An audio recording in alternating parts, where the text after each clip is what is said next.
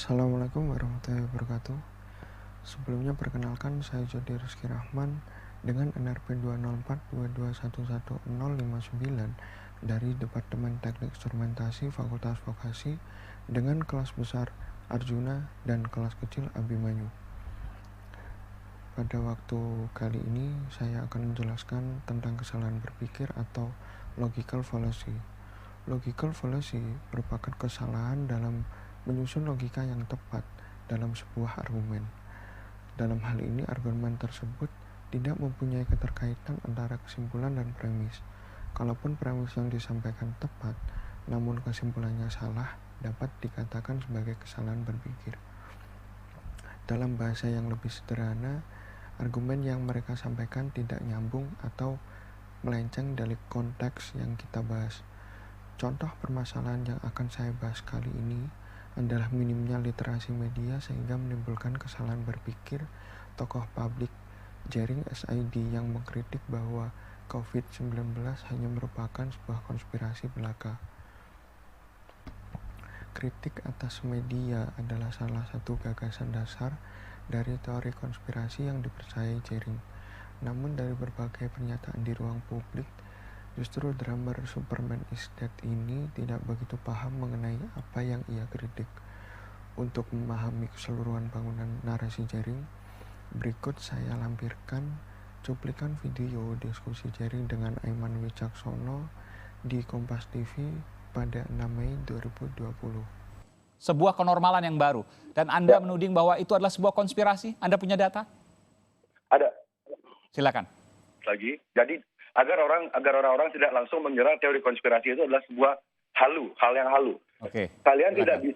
tidak bisa double memakai standar ganda menuduh orang yang percaya teori konspirasi adalah orang yang halu atau orang yang bodoh segala macam, tapi Anda masih sangat percaya sama agama, sementara agama semua itu apakah ada data faktualnya? Tidak ada kan, semuanya masih berdasarkan katanya. Jadi oke, saya punya bukti kenapa. Terlalu banyak kebetulan dan tidak ada kebetulan di dunia ini yang terjadi terus-menerus. Kalau terus-menerus itu bukan kebetulan namanya, tapi itu namanya pola.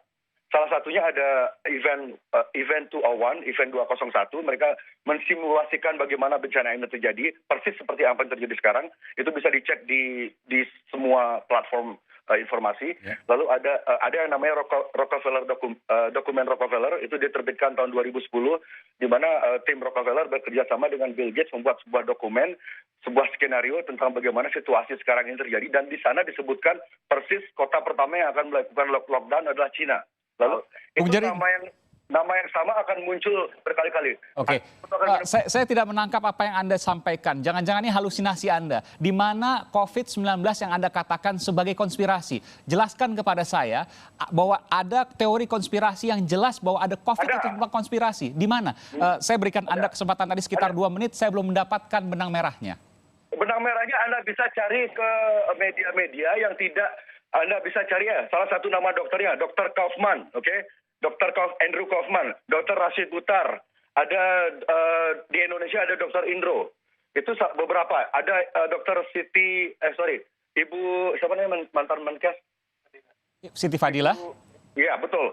Orang-orang tersebut, sosok tersebut adalah sosok-sosok yang selama ini melawan narasi global yang ditetapkan oleh WHO untuk menakut-nakuti rakyat, dan mereka tidak pernah dapat jatah untuk tampil di media mainstream seperti ilmuwan-ilmuwan yang lainnya. Kenapa mereka tidak pernah mendapat jatah? Mereka bukan orang bodoh loh. Dr. Andrew Kaufman itu bukan orang bodoh. Dr. Indro bukan orang bodoh. Ibu Fadilah mantan Menkes bukan orang bodoh. Itu ada bukan Noam Chomsky ya. Konstruksi realitas. Tapi saya ingin bertanya, sederhana sesungguhnya. Di mana konspirasi COVID-19 yang Anda tudingkan? Sesederhana itu pertanyaan saya. Ya, konspirasi adalah banyaknya angka yang tidak sebenarnya, permainan angka jumlah korban. Salah satu saksinya, sukses nyata, kru drum saya, namanya Rizwan. Dia alergi makan cumi, saya ajak makan cumi di Ubud ya, saya lupa namanya. Yeah. Dia di swab test. Masuk akal nggak? Orang alergi cumi di swab test, dan dia harus bayar 850.000. Okay. Dan banyak dokter di Amerika sudah banyak bersuara, dokter-dokter di Amerika sudah banyak bersuara. Rumah sakit di Amerika dibayar untuk menaikkan angka jumlah korban. Karena angkanya dinaikkan. Ini maksudnya angka positif kan? Sementara Anda mencontohkan teman Anda yang hanya alergi di swab tes dan hasilnya negatif. Hasilnya negatif tidak berkontribusi terhadap angka positif pasien corona. Jadi apa kaitannya? Kaitannya adalah kan tidak semua orang seberuntung kerudraan saya. Dan seperti saya bilang tadi, alat tes COVID itu tidak absah gitu loh. Jadi dia itu tidak akurat. Jadi gini loh Mas, ilmuwan-ilmuwan di negara maju ya, ilmuwan di Amerika, ilmuwan di Eropa, mereka masih belum sepakat tentang keabsahan alat tes ini. Kenapa kita di Indonesia harus tunduk sama apa kata WHO, sementara WHO dikontrol oleh Bill Gates. Bill Gates itu bukan dokter. Bahwa ini adalah SARS yang kedua COVID. Jadi apa kaitannya konspirasi dengan data-data itu? Semua sudah dijawab oleh Bung Hermawan. Ya oke. Saya punya pertanyaan, kenapa Bill Gates selain mengadakan event 201, sebuah simulasi cara mengatasi virus yang kebetulan namanya Corona, COVID, kenapa juga Bill and Melinda Foundation memproduksi sebuah seri dokumenter di Netflix berjudul Pandemic di waktu yang bersamaan? Oke? Apa kaitannya? Berapa banyak kebetulan sampai ia mustahil secara matematika, Mas?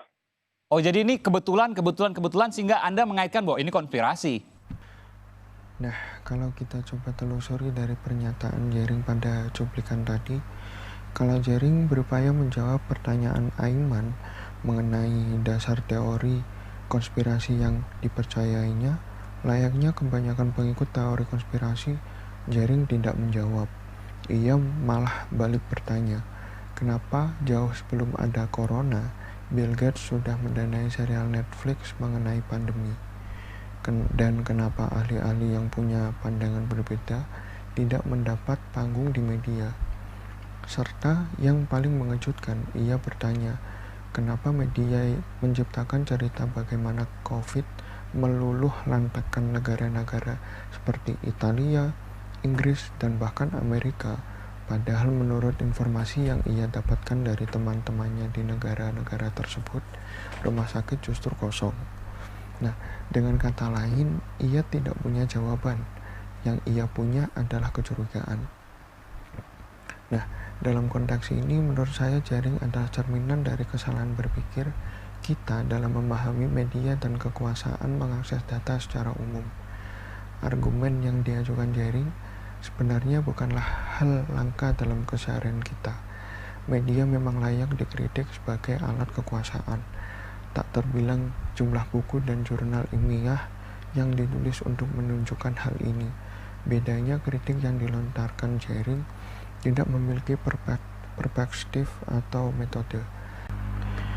Perspektif dibutuhkan untuk memandu kita dalam memahami realitas, agar argumen kita berangkat dari asumsi-asumsi yang rasional.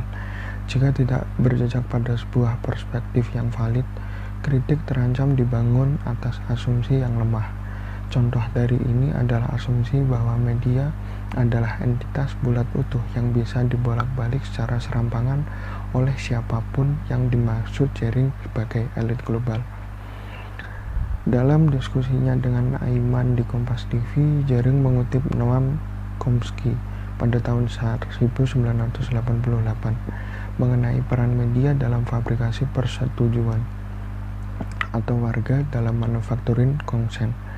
Tapi kalau kita baca Chomsky secara hati-hati, yang dia maksud bukanlah bahwa media mampu menghipnotis kita sebagaimana Uya-Kuya menghipnotis bintang tamunya. Asumsi di balik konsep tersebut adalah adanya sistem ekonomi politik pasar yang mendasari seluruh praktik media. Amat sulit membayangkan sebuah konspirasi global dilakukan tanpa menimbulkan resistensi. Jika Jering benar, mestinya kita sudah mendengar keluhan dan protes banyak wartawan dan ahli di berbagai belahan dunia. Dalam sistem tertutup pun seperti di Republik Rakyat Cina sekalipun, kita bisa mengintip adanya manipulasi informasi terkait COVID-19 oleh aparat negara lewat laporan media dan jurnalis independen. Hal serupa tidak kita temui dalam berbagai pernyataan Jering, kala ia menuduh media menyembunyikan data dan memanipulasi berita mengenai COVID-19. Cara pikir Jering justru berangkat dari cerita anekdotal, sehingga ia menopang argumennya dengan, "Saya punya teman di berbagai negara tersebut dan mereka bilang pada saya bahwa rumah sakit kosong." Klaim sebesar di Italia tidak terjadi pandemi tidak bisa ditopang oleh pernyataan 1-2 orang teman yang tinggal di sana. Klaim yang besar mesti ditopang oleh bukti yang besar pula.